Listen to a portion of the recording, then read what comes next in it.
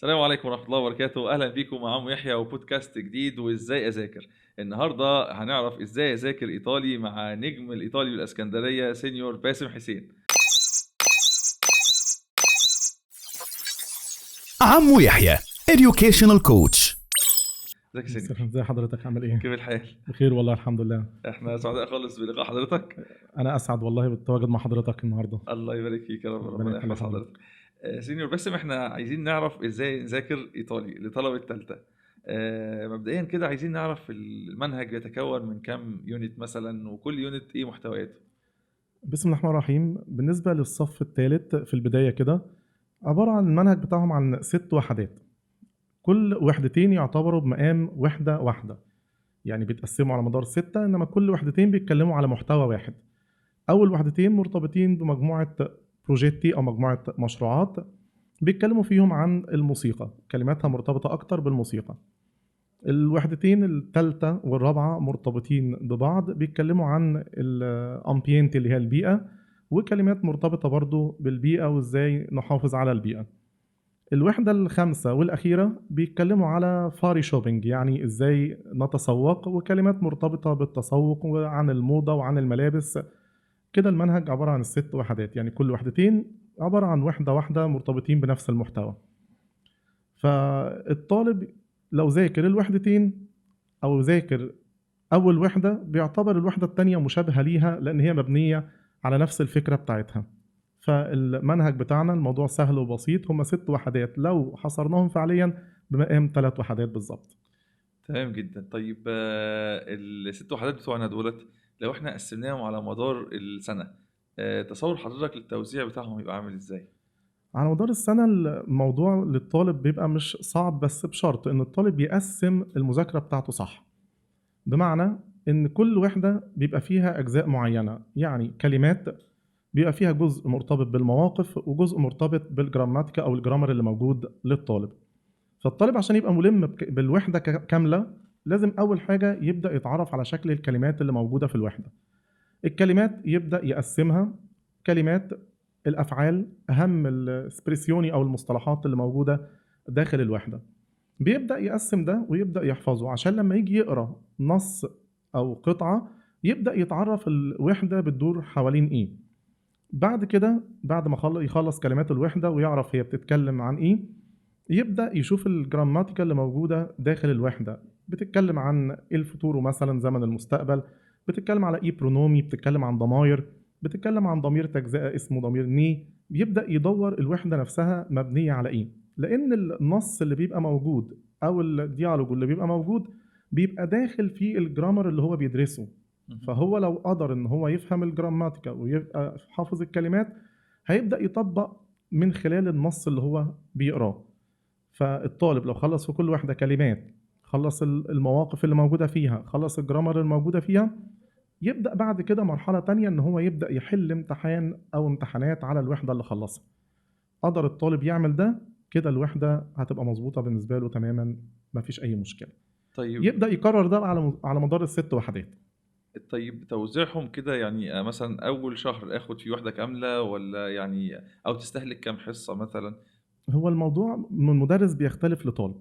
اه يعني أنا كمدرس ممكن آخد الوحدة الواحدة ممكن على مدار مثلا 3 أو 4 حصص.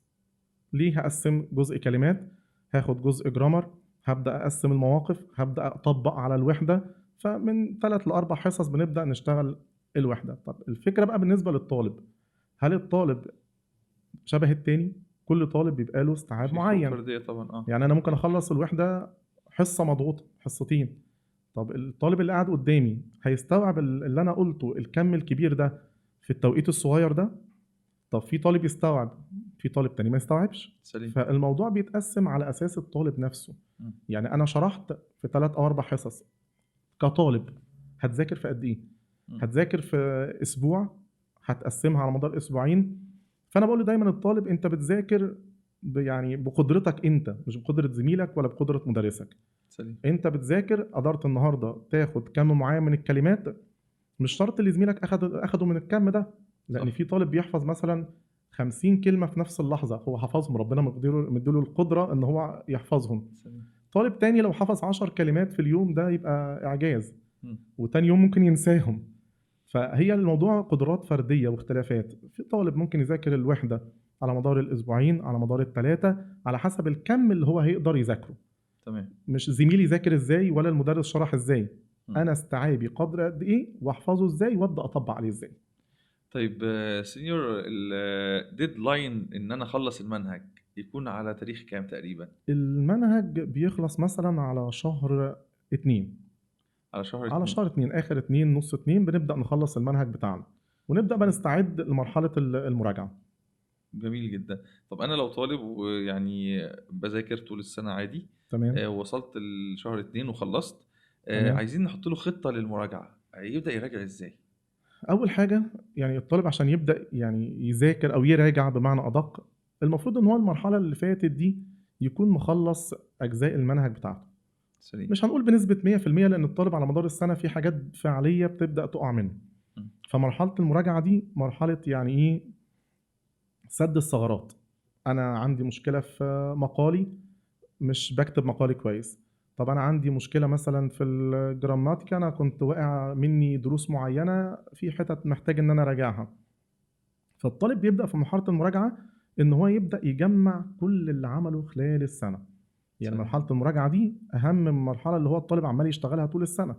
ليه؟ لأن هو بيجمع فيها أو بيحصد فيها اللي هو عمله أثناء الشرح. سليم. فكل طالب أنا جمعت بنسبة 50% في وقت الشرح، فلما أجي أبدأ مراجعة يبقى أنا محتاج أكمل ال 50% التانية. طب طالب تاني جمع بنسبة 70%، يبقى محتاج نسبة 30. أقل 30. واحد متابع طول السنة والدنيا معاه تمام بنسبة نقوله 95%، فده مراجعته هتبقى الموضوع سهل جدا بالنسبة له، لأن هو محتاج ل 5% إن هو يثبت الحاجة اللي موجودة أو الحاجة اللي وقع منه. بس هي دي الفكرة بالنسبة للطلبة كلها، إن كل طالب بيبدأ في المراجعة يبدأ يشوف إيه الحاجة اللي ناقصاه. طيب سينيور، انا دلوقتي كطالب اما اجي اراجع، هل حضرتك تمام. بتنصح ان هو يراجع سريعا على الدروس نفسها قبل ما يبدا يحل، تمام. ولا يحل وبعد كده يشوف نقاط الضعف عنده فين ويرجع يبص عليها بقى لو في حاجه عنده؟ هو طبعا في أثناء المراجعة أنا كمدرس بشرح للطالب اللي فات في السنة بشكل مكثف. تمام. ببدأ إن أنا أشوف المشاكل اللي عنده، أبدأ أعالجها له. عنده مشكلة في الجراماتيكا ببدأ إن أنا أعيد له عليها بشكل مكثف. اللي فاهم وكان مذاكر كويس بيبدأ يثبت معلومته. اللي عنده حاجات فيها دروب بيبدأ مع المراجعة يخلي باله منها، فبيبدأ يثبت المعلومة زيه زي زميله اللي كان مذاكر بشكل متكامل. جميل. بعد كده بنبدأ نشوف الجراماتيكا اللي اتشرحت دي، بنبدأ نحل عليها بشكل مكثف جدا جدا جدا. م. يعني بنبقى كل جزئية بتتشرح بنطبق عليها لوحدها. سليم. شرحنا جزئية جديدة أو راجعنا على جزئية جديدة بنبدأ نطبق عليها. في الآخر بنديله الشكل الشامل اللي هيجي في الامتحان. الأسئلة متنوعة، هتعرف تتعامل معاها ولا لازم تحل على نفس الدرس ده عشان تعرف تحل؟ لأن في طالب لما بيجي مثلا يشرح له درس معين هو بيعرف يحل عليه، شرح له درس تاني أسئلته لوحدها بيعرف يحل عليها. مهم. حضرتك اعمل كوليكشن كده أسئلة، أيوة. الطالب بيقع. اول امتحان شامل دايما صح الطلبه بالظبط. بتعاني معاه يعني. بالظبط، لأن هو مش متعود على كم الأسئلة اللي بيشوفها، والدروس اللي هو أخدها كلها بيبدأ إن هو يلاقيها كلها محطوطة قدامه. كوليكشن كده. فهو لازم يركز الدرس ده أو السؤال ده على إيه، مم. فيبدأ يجيب طريقة حل السؤال ويبدأ يتذكر اللي كان موجود في الدرس نفسه. برضو من الحاجات الخاطئة اللي الطالب بيبدأ يعملها وهو يعني بيحل وأثناء المراجعة أو أثناء الحل بشكل عمومي، بيبدأ هو يشوف الأسئلة ككل. يعني أول ما يبص الأسئلة بيبدأ يجي في ذهنه الدروس اللي أخدها كلها. أنا بقول للطالب لأ، يعني أنت بتشوف الامتحان أو بتشوف السؤال، ما تقعدش تفتكر الدروس اللي اتشرحت لك، أنت بتجهد ذهنك في التفكير. طب هو السؤال بيتكلم عن حاجة واحدة، حضرتك ركز اعرف فيه. السؤال عايز ايه وابدأ فكر في الدرس نفسه اللي انت محتاج تفكر فيه. ما اقعدش افكر في 10 دروس مثلا 5 دروس 6 دروس وانا في الاخر انا محتاج افكر في واحد خلصته. الدرس ده محتاج جزئية معينة ببدأ ان انا افكر فيها، فما اجهدش ذهني في المنهج ككل وهو السؤال محتاج مني درس استدعي واحد بس اللي انا محتاجه. سليم. فعشان برضو انت كطالب ما تتوترش، لان انت لما بتقعد تشوف كم الامتحان موجود قدامك هو ده عايز ايه، صفة ولا عايز ضمير مفعول ولا. فالطالب يبدأ يفكر في الدرس اللي هو محتاجه فقط، سواء صفة سواء درس ضمير المفعول ضمير تجزئني، يروح للدرس اللي هو محتاجه فقط لا غير. تمام. خلص السؤال يبدأ يفكر السؤال التاني محتاج منه ايه، ويروح للدرس اللي هو محتاجه فيستدعيه عشان يجيب منه الإجابة. ده اللي الطالب محتاجه. بعد كده لما يجي في المراجعة يبدأ الطالب يحط ايده على المفاتيح اللي هو وقع منه، تحديدا المقالي. مم. يعني معظم الطلبة بتعاني في سؤال المقالي ده في حتة المراجعة، فبنبدأ نكثف من ده. أنا كنت واقع في جزئية كلمات، ببدأ إن أنا أعالجها. ببدأ الجرامر اللي هيظبط لي كتابة الجملة، ما ده بنخلصه في المراجعة. بنبدأ نجني بقى كل ده في صورة إن أنا أقدر أكون جملة. مم. طب أنا ما عنديش حصيلة كلمات، ما عنديش جرامر، ما عنديش كل ده، طب أنا هكتب جملة إزاي؟ فبنبدأ نعالج للطالب فترة المراجعة كل ده. بعد ما كل ده بيخلص نبدأ بقى حل امتحانات شاملة لغاية الطالب ما بيوقف شغل المراجعة، يبدأ إن هو يحل، يتعرض لامتحانات، يتعرض لكم أفكار كبير. طيب بيحل، ظهر كلمات جديدة في القطعة اللي بتظهر قدامه، فالطالب مش معنى إن هو ظهر كلمة جديدة إن هو يعديها. كلمة جديدة يعني الطالب بيضيف لحصيلة كلماته. صحيح. ظهر كلمات جديدة يبدأ مش هعديها، لان انا مش محتاج ان اعرف شكل الكلمه وخلاص، لا انا لازم اعرف الكلمه محتواها داخل النص ده بتقول ايه. مم. لان وارد يكون الكلمه دي هي مفتاح اجابه سؤال. صح. فالامتحان من التصور العام ليه او الفنيات بوضع الامتحان ان في كلمات بتيجي للطالب ممكن تبقى بعيده شويه عن المنهج، فالطالب بيحتاج ان هو يعمل سياق، يفهم الجمله من سياق، يعني الكلمه معناها ايه. مم. طيب انا لو مش قادر ان انا افهم اللي قبلها وافهم اللي بعدها، فطبيعي مش هفهم الكلمه من السياق. صحيح. يعني اقل كلمات المنهج تبقى موجوده عشان لما يظهر كلمه جديده اقدر اجيب السياق لو في كلمه مش عارفها. بيبدا الطالب بقى يحل امتحانات بشكل مستمر ويبدا يتعرف على اخطائه، لان كتر الاخطاء او الاخطاء اللي هو بيقع فيها ان هو يعالجها اول باول لما يخش في اخر السنه مش هيغلط. سليم. طيب سينيور، انا كطالب تالتة تمام. ايه اللي محتاجه من اولى وتانية اطلع بيه لتالتة؟ هو الموضوع الطالب للاسف بيفصل اولى عن تانية عن تالتة، وده غلط كبير جدا.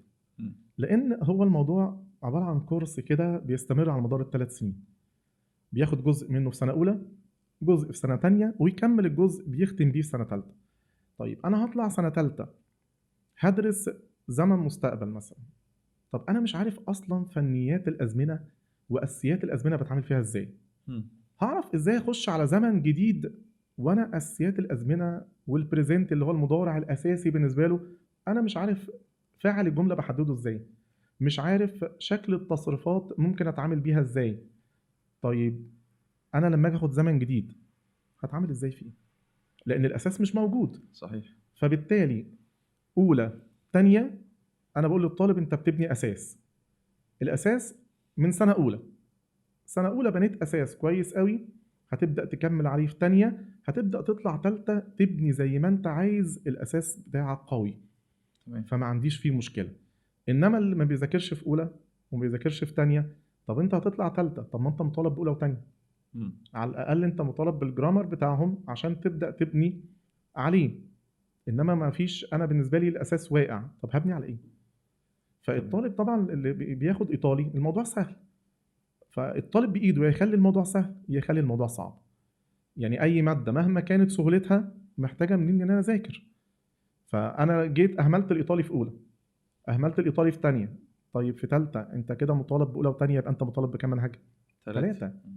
غير لو انا مخلص منهج اولى ويظهر لي الدروس بتاعت اولى في تانية يبقى بالنسبه لي مراجعه، مم.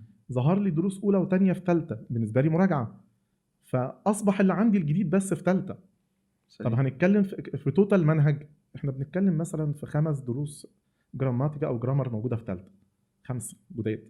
مم. طب والباقي اولى وتانية. اولى وتانية. تمام. فطبيعي ان ال3 سنين هم كورس واحد مرتبطين ببعض، فالطالب لازم يهتم من اولى وتانية عشان يطلع يجني الحصاد بتاعه في تالتة، ويقدر اللغه تبقى سهله ويخش يقفل الماده لان هي ماده تقفيل.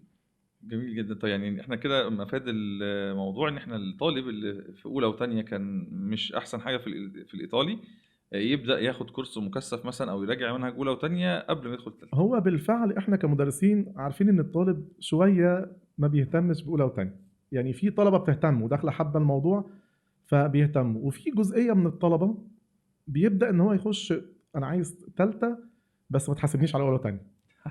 ف... فلازم حضرتك تعمل معادله ما بين ايوه، الطالب اللي هو كان متاسس كويس قوي والطالب اللي جاي يعني نص لسه نص. يعني عايز يبدا يتاسس تاني بس في سنه ثالثه. سليم. فحضرتك بتعمل توازن، فالطالب اللي معاك ومتاسس بيبدا يراجع وياكد على معلومته عشان يبقى كده الموضوع منتهي. سليم. فالطالب الجديد بيبدا يعمل مجهود عشان يوصل لزميله لان هو محتاج منهج اولى ومنهج تانية. تاني. طيب انا كمدرس هعمل اللي عليا وزياده، هبدا معاك من اول الحروف. ما شاء الله. يعني طالب ثالثه بيجي لي اه. بقول له انت اكنك ما تعرفش ايطالي، ببدا مع حضرتك من اول نطق الحروف. تمام. ازاي بقى بس بشكل مختلف طبعا، مم. انك ازاي تقرا الحرف داخل الكلمات، ازاي تبدا تقسم الكلمه بشكل معين عشان تبدا ما تواجهش مشكله في حفظها. تقسم الكلمات في الحفظ ازاي، الكم اللي تقدر تاخده وعقلك يستوعبه. وممكن نتكلم في دي نقطه لوحدها، يعني ازاي الطالب يحفظ الكلمات، دي برضو مشكله بتواجه الطلبه. ده كان السؤال اللي جه على طول. طب ممكن يعني ايه تفيدنا نتكلم بيه. نتكلم فيه. الطالب بيواجه مشكله في حفظ الكلمات زي ما قلت لحضرتك، يعني فروقات فرديه ما بين الطلبه. تمام. طالب ربنا مديله ملكه الحفظ ومفيش حد يجي يقول ان يعني حفظ الكلمات او المدرس بيحفظني كلمات ان انا كمدرس باجي عليه، مهم. لان انا هخش احل الامتحان كله ازاي؟ يعني حضرتك احنا قاعدين بنتكلم، انا فاهم حضرتك بالكلمات اللي بتقولها صحيح. وحضرتك فاهمني من خلال الكلمات اللي انا بقولها. طب لو مفيش الصله اللي موجوده اللي هي الكلمات اللي افهم حضرتك بيها، خلاص مش هنتواصل في هنفهم حوار بعض. زي ده ازاي؟ اه. فمش هينفع. صح. فحضرتك عندك قطعتين في الامتحان بكام عليهم 12 درجه تقريبا، 12 درجه السؤال بدرجه. ايوه. ف 12 درجه احنا بنتكلم في قطعتين. طب المواقف حضرتك لازم تترجم الموقف وتفهمه عشان تختار. طب بلاش كل ده، حضرتك في مقالي هيتكتب، مم. المقالي بقى اللي حضرتك هتكتبه ازاي من غير كلمات؟ لازم طبعا. يعني حتى لو كنت حافظ جمل في المقالي، طب ما انا لازم، هو بيديني حاجات معينه امشي عليها، اللي انا حافظه كتبته، طب ما استخدمتش اللي هو طالبه مني ما هينقصني. صح. يبقى بالتالي اللي انا يكون عندي ادوات ان انا اكتب بيها جمله. مم. فحفظ الكلمات ده حاجه ضروريه واساسيه موجوده في اللغه. فالطالب يبدا، انت عندك النهارده حصيله مثلا الكلمات اللي المفروض احفظها نقوله متوسط 30 كلمه خلال الاسبوع، مش هقول خلال اليوم، خلال تمام. الاسبوع 30 40 ايا كان عدد الكلمات. فالطالب بيبدا يوزعهم على مدار الاسبوع. مهم. يعني ما اجيش النهارده عايز ان انا اجمع ال 40 كلمه، فحضرتك احنا بشر بننسى. أكيد. فهتقول لك ان انا حفظت ال 40 كلمه، طب تعالى سمعهم بعد 5 دقائق. ال 40 دول بقوا مثلا كام؟ 28. بقوا 25 كلمه، 28 كلمه او اقل، لان العقل بينسى. تمام. طب انا هعمل ايه؟ العقل بيجي بالتكرار. ربنا مديك الملكه احفظ من اول يوم ما عنديش مشكله. مم. الطالب بقى هيبدا يقسم 40 كلمه مثلا، كل يوم 6 كلمات، كل يوم 5 كلمات، العقل حضرتك يستوعبه. انا ممكن اخد 10، ممكن اخد 20، ممكن اخد ال 40. سليم. انا كطالب عقلي يستوعب 10 كلمات. طب هعمل ايه؟ واحد بيمسك الكلمات، بص فيها بس. طب انت بتحفظ ازاي؟ مم. يقول لك انا أصل أنا بحفظ بعينيا. طب حضرتك دي لغه. يعني ايه لغه؟ يعني لازم في اكتر من حاسه عند حضرتك بتشتغل وحضرتك بتحفظ. ايوه. انا لساني بينطق، صح. عيني شايفه، ايدي بتكتب، ودني بتسمع، صحيح. فكل ده شغال. مدخلات كتير. بالظبط، عشان انا لو في حاجه نسيت التانية بتفكرها. انا سامع نفسي، طيب انا سامع نفسي نطقت كلمه غلط، ودني مستغربه الموضوع، فهبدا ان انا اعدل النطق. سليم. طيب انا كطالب مش مهتم بده قوي، تمام، بس عشان لو حضرتك نسيت، لا ده انا كنت بقول لنفسي فالكلمه بتتردد في ودني بشكل معين، فهبدا ان انا افتكرها. أيوة. طيب انا حفظت ال5 كلمات او ال7 كلمات او ايا كان الكم بتاع النهارده، يبقى عباره عن كتابه، تمام، يبدا يكرر الكلمه لغايه ما يحس ان هو خلاص استوعب الموضوع. طيب اخدت كلمه جديده، هبدا اكرر الكلمه كتابه مع نطق سليم. لغايه ما احفظ الكلمات. بعد كده اليوم التاني هنراجع ال5 6 كلمات اللي اخدناهم. طب فيهم جزء اتنسى، بقول للطالب ده طبيعي تنسى، بس ما تنساش كله. أيوة. يعني انت نسيت كلمتين، نسيت 3، ما فيش مشكله. طيب هتاكد على اللي انت حفظته وتبدا تاخد اللي انت الجديد. الجديد. يبقى كده في اليوم التاني حفظنا كام؟ 10 كلمات. مم. طب اليوم الثالث مش هبدأ في الجديد، انا هراجع اللي انا اخدته في اه اول يوم وتاني تاني يوم يوم، وقع تراكم. مني 5 كلمات، وقع مني 4 كلمات، فهبدأ ان انا اراجعهم واخد جزء جديد. واكيد مراجعته هتكون اسهل بكتير من بناء طبعا من لان الصفر يعني. هو اه بالفعل موجود بس محتاج تذكرة. سليم. على مدار الاسبوع لو احنا مشينا بالسيستم ده، حضرتك بتتكلم في رينج 40 ل 50 كلمة في الاسبوع. طيب انا لو عايز احفظهم في يوم واحد اجهاد طبعا. هنساهم في نفس اليوم، م. يبقى انا ما عنديش محصلة، يبقى انا حتى لو افتكرت 20 كلمة منهم يبقى انا كطالب ما كسبتش حاجة. م. انما على مدار الاسبوع وقت قليل كم قليل بتكرار، لا انا الكم مضاعف، صحيح. فهبدا استفيد اكتر. دي الجزئيه الخاصه بحته الكلمات. بعد كده طب انا حفظت كلمات، طيب الكلمه يعني بالنسبه لي حفظت كلمه ما طبقتش بيها، م. فبقول للطالب الكلمه اللي تقدر توظفها في حياتك اليوميه وظفها، لان حضرتك هتفتكر الموقف، هتفتكر الكلمه.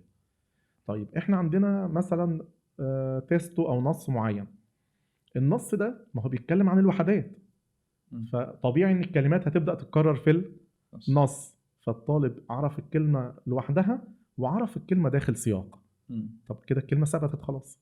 صحيح. يكرر بقى ده على مدار السنه، يبقى مشكله الكلمات اتحلت. ممتاز جدا.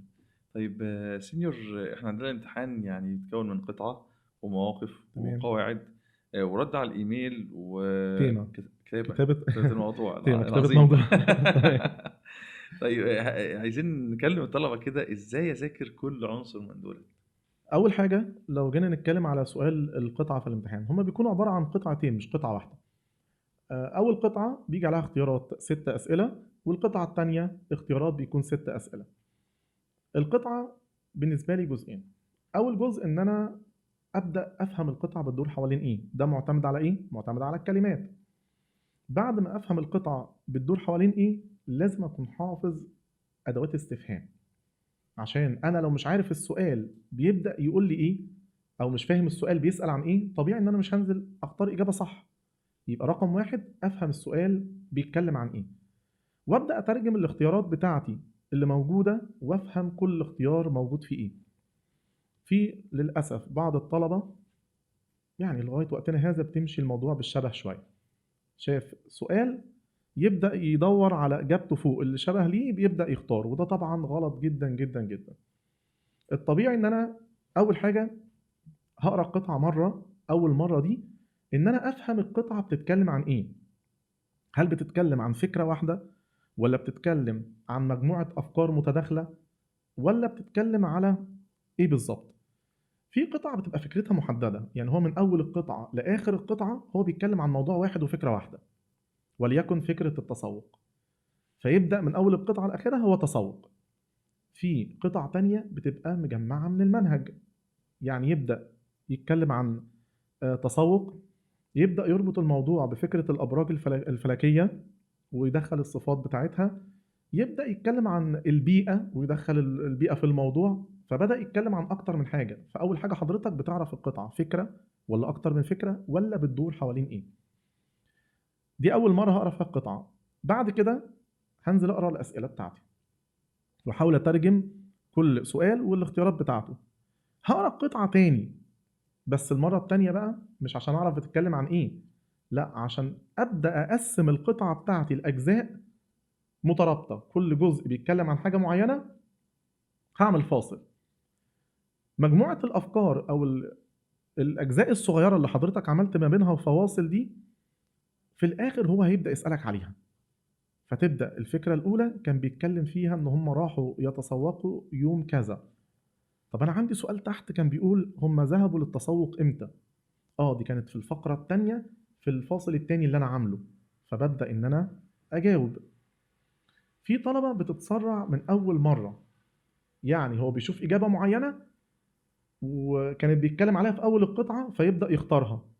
طب هل ده صح؟ لأ، لأن أنا ممكن أكون مديك فكرة معينة في أول القطعة، أجي في آخر القطعة أنفيها لك، فحضرتك تجاوب على الجزء الأولاني يبقى إجابتك غلط. لازم أكمل القطعة من أولها لآخرها وأتأكد إن إجابتي مفيش حاجة عكسها جابها لي في آخر القطعة. ببدأ إن أنا قبل ما أحط أي إجابة أبقى واثق إن الاختيار صح، يعني أرجع للقطعة مرة واثنين وثلاثة، أنا ما عنديش مشكلة، المهم في الآخر أوصل لإجابة صح.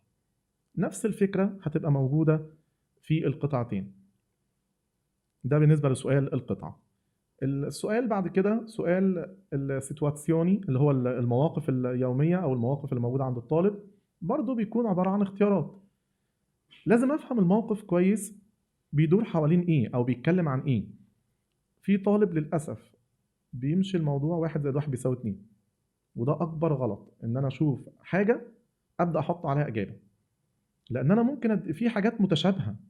أنا مديك مفتاح إجابة، طب مفتاح الإجابة ده متشابه مع أكتر من حاجة تانية، يبقى أنا ما ينفعش أشتغل على مفتاح إجابة. أنا المفروض عندي أقرأ الموقف للآخر وأبدأ أقرر بعد كده الإجابة بتاعتي. طيب ما هي المواقف محتاجة مني إيه؟ محتاجة مني إن أنا أكون عارف كلمات كويس عشان أبدأ يعني أبدأ أترجم الموقف وأفهمه، وأبدأ أشوف أنهي حالة عندي في الاختيارات مناسبة. الموضوع سهل، بس محتاج من الطالب تطبيق كتير على سؤال المواقف، لأن في أولى وتانية كان شوية الموضوع بيجي قريب قوي للحاجة اللي الطالب بياخدها، إنما في سنة تالتة بيجيب لك الحاجة، الموقف نفسه محتاج الطالب يترجمه، شبه اللي عدى على الطالب يعني خلال السنة. بس الطالب بقى المفروض هو يفهم ده كان شبه أنهي موقف، دي أنهي حالة من اللي أنا درستها. ده بيعتمد على إيه؟ بيعتمد على ترجمة الموقف صح. طيب بعد كده لما نيجي نتكلم مثلا على سؤال الجراماتيكا أو الجرامر. الجرامر الموضوع فيه بيبدأ الطالب واحدة واحدة، وزي ما قلت لحضرتك في البداية إن ما يشوفش الأسئلة يبدأ يفكر في المنهج كله. لا، أنا همسك سؤال سؤال، والسؤال هو اللي هيوجهني للدرس اللي أنا هبدأ أفكر فيه. واجهت أول سؤال لقيته مثلا بيتكلم على زمن معين، يبقى أنا بتوجه للزمن ده وأبدأ أفكر فيه. حليت السؤال، أبدأ أشوف السؤال التاني بيتكلم عن إيه وأبدأ برضه أتعامل فيه. طيب أول ما الطالب في سؤال الجرامر اللي موجود عنده بيبدأ إن هو يعني في طلبة ما بتصدق تلاقي حاجة تبني عليها إجابة، يعني هو شاف حتة معينة هجاوب. طب حضرتك كمل السؤال عشان هو مش عايز دي. ففي طالب ما بيصدق، هو ما صدق لا حاجة هيجاوب عليها. طب صح غلط، المهم أنا جاوبت. طب أنا مش بتخلص من الأسئلة، أنا مش عايز أجاوب وخلاص، أنا عايز أجاوب صح.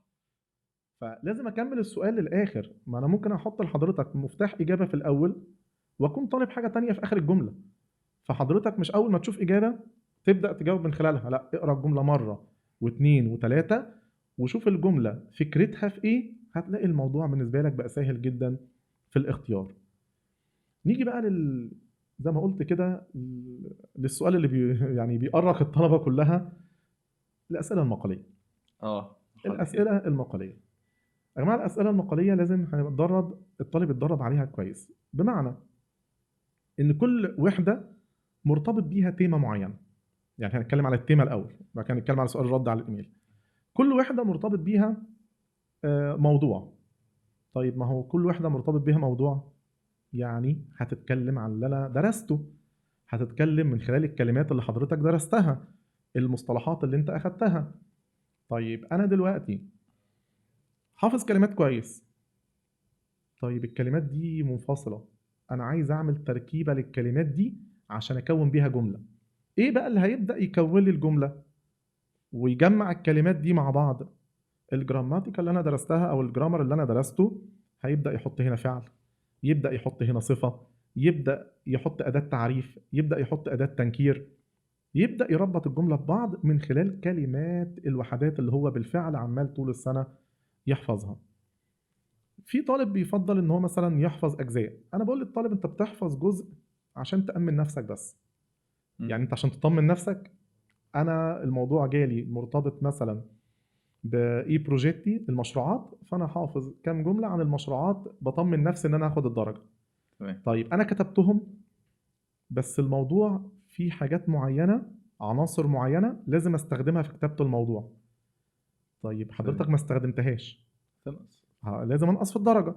طيب انا اللي كتبته ده تمام صح جوه الموضوع، طب حضرتك بقى لازم تزود جمل على العناصر عشان تبدأ تكمل الدرجة بتاعتك.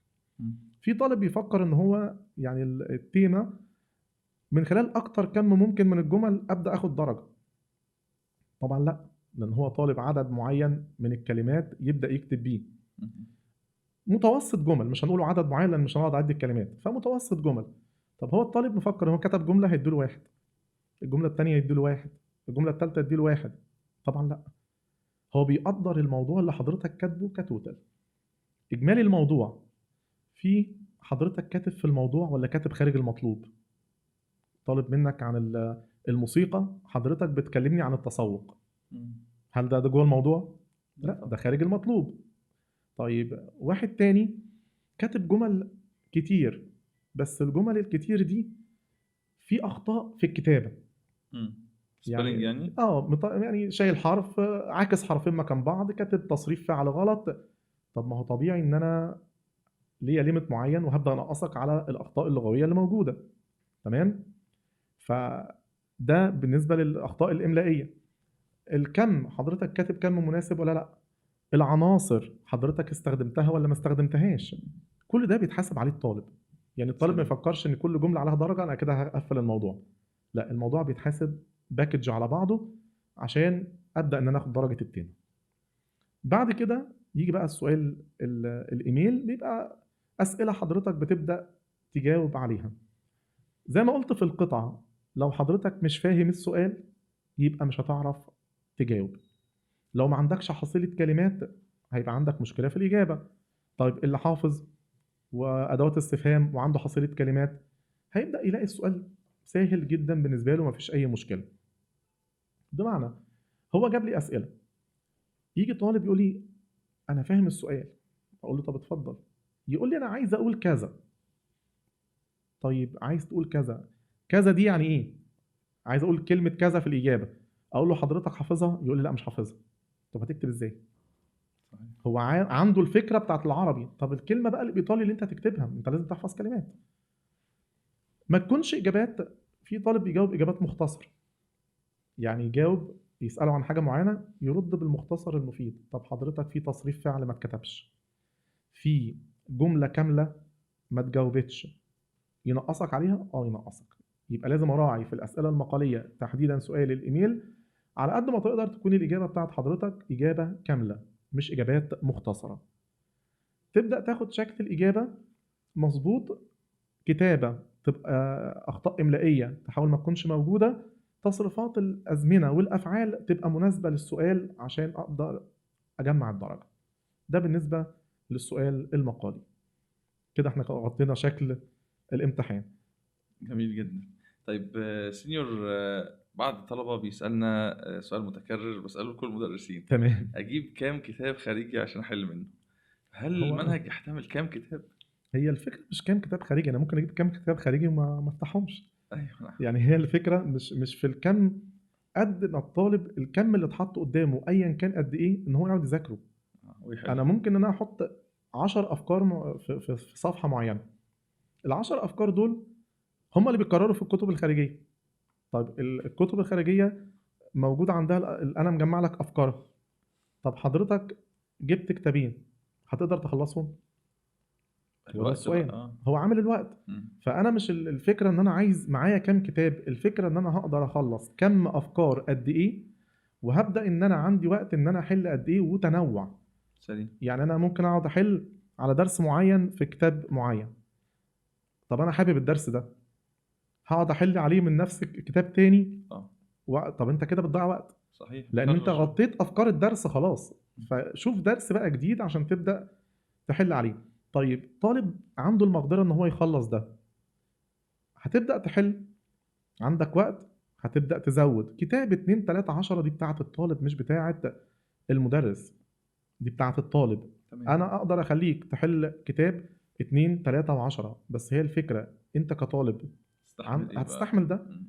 فانت لو كتاب واحد مغطي الافكار بتاعه المنهج كلها وتقدر انك تحس انك بتحل بسهوله جدا، مفيش اي مشكله. طب انا خلصت كتاب وعايز ازود، يعني انا كمدرس شغال من كتاب. طب في طلبه بتسال سينيور انا مفيش حاجه تانية ازود منها، طب انت خلصت ده؟ يقول لي خلصت. يبقى دي فروقات بقى اللي احنا اتكلمنا فيها. انت عايز تبدا تزود حل، هات كتاب وهات 2 وهات 3، مش هقول لك لا.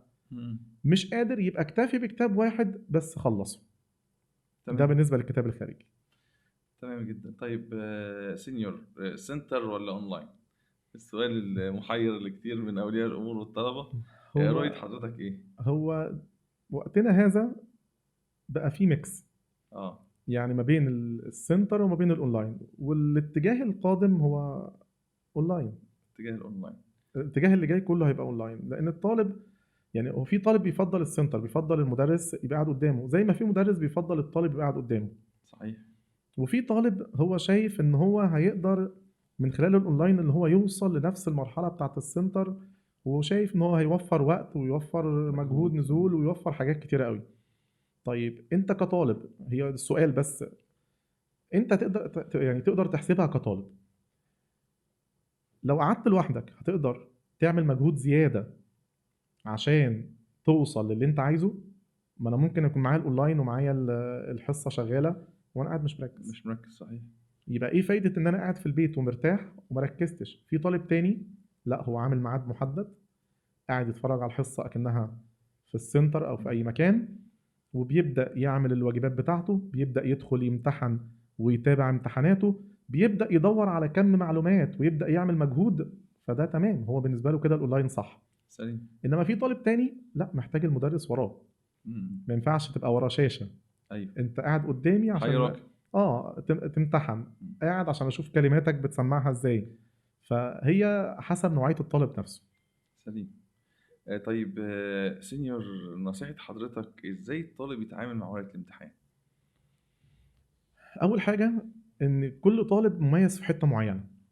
مم. يعني انا مسكت ورقه الامتحان اللغه الايطاليه، ببدا في طالب بيحب يمشي بالترتيب، يعني في طالب مسك هو سؤال القطعه فانا هجاوب القطعه، في طالب بعديها المواقف هبدا اجاوب المواقف، هو ماشي بالترتيب.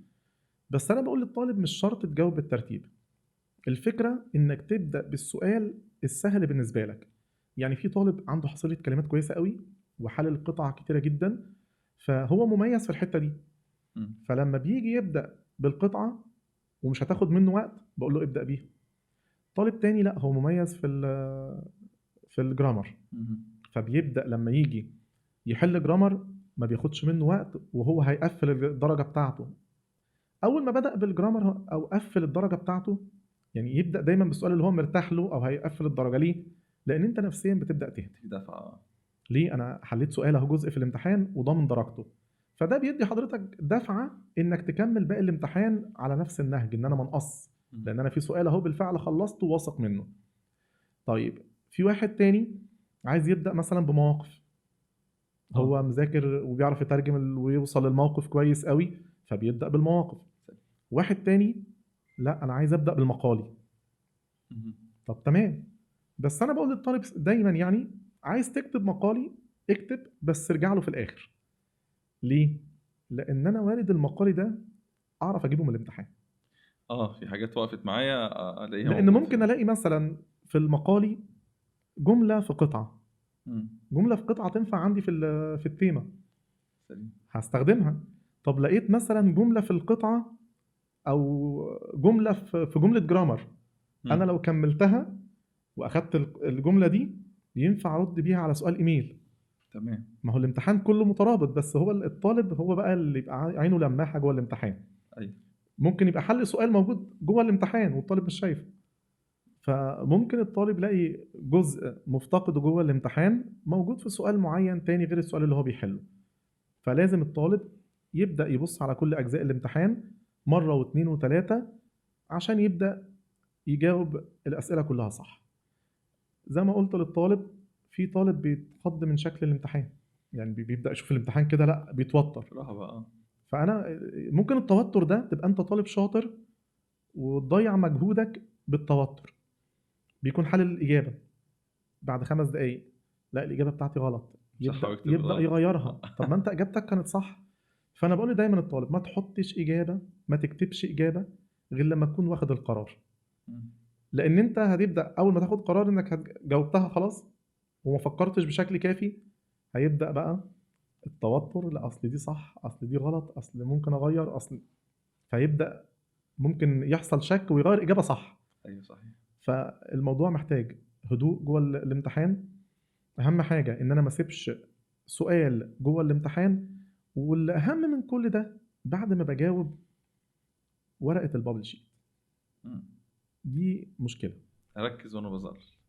يعني شكوى الطلبه كلها اللي انا شفتهم بتبقى في جزئيه البابل شيت، ان انا كنت حلل صح بس انا قلتها غلط. مم. قعدت اعمل اكسات كتير، اصل انا كتبت برصاص فظللت، فجيت امسح فالرصاص كان باين فظللت جنبها، مم. فممكن تتقرا اجابتين. مم. فسؤال الطالب نساه فكمل غلط لنهايه البابل شيت. يا ربي. فحضرتك دي اخطاء طلبه، يعني احنا مم. كل ده بنسمعه من الطلبه. فالطالب لازم يمرن نفسه خلال السنه على ورقه البابل شيت يتعامل معاها ازاي. سليم. وده احنا بنحاول نتعامل بيه مع الطلبه، يعني احنا بنحاول نعود الطالب التصحيح الالكتروني بيبقى شكله عامل ازاي، وده بنطبقه بالفعل. ان شاء الله. يعني عن طريق ابلكيشن معين بنبدا نستخدمه في التصحيح الالكتروني بالكاميرا الخاصه بالموبايل بتاعنا، وبيبدا يطلع له الاخطاء بتاعته وبيطلع له كل حاجه. ممتاز. يجي الطالب يعمل لي مثلا اجابه معينه غلط، اقول له لا انت كده لو كتبتها بالشكل ده في اخر السنه هتنقص. مم. طيب اصل انا ظللت، ليه محسوبه لي غلط؟ ما أنا التظليل صح، مم. كان مظلل متقل التظليل بتاعه فاصبح اتقالت اجابتين فالاجابه اتحسبت غلط. مم. طالب مثلا شطب على حاجه، طب ما هو ده غلط برضه، انت لو ظللت وعملت اي خط او اي حاجه ممكن تحسب اجابه تانية. مم. فالطالب لازم يمرن نفسه كويس قوي على طريقه التظليل ازاي، طريقه الاجابه في ورقه البابل شيت ازاي، ان انا ما احطش ايدي في البابل شيت غير اخر حاجه خالص في الامتحان. مم. للاسف في طلبه حل سؤال في الورقه يبدا يحل في البابل شيت، طب حضرتك ما راجعتش. صحيح. يعني وتشتت نفسك كمان. يعني حضرتك ما راجعتش، خلص الامتحان وراجعه، واخر جزء في الوقت هو ده بتاع البابل شيت. مم. في اسئله او في امتحانات بيبقى فيها كم كبير جدا من البابل شيت، يعني من الاسئله، فالطالب عينه ممكن ما تجيبش السؤال. فانا بقول للطالب دايما المسطره بتاعتك معاك وتمشي خطوه خطوه سؤال بسؤال، تبدا تظلل سؤال اتاكدت خش على السؤال اللي بعديه، وهكذا، عشان يضمن ان شاء الله درجته سواء حالل صح او مظلل صح، يبقى كده الدنيا متكامله. جميل جدا يا سينيور. طيب في النهاية عايزين نصيحة للطالب ونصيحة لأولياء الأمور. نصيحه للطالب ان الموضوع في اي سنه من السنوات وخصوصا سنه ثالثه ثانوي لازم ياخد الموضوع جد من الاول، لان دي سنه مصيريه. ما ينفعش ان حضرتك كطالب ابدا ان انا اقول عشان ما ازهقش عشان ما ملش انا مش هاخد السنه جد من الاول. طب هي سنه مصيريه، سنه هتحدد مصير حضرتك، فما اخدهاش جد من الاول ازاي؟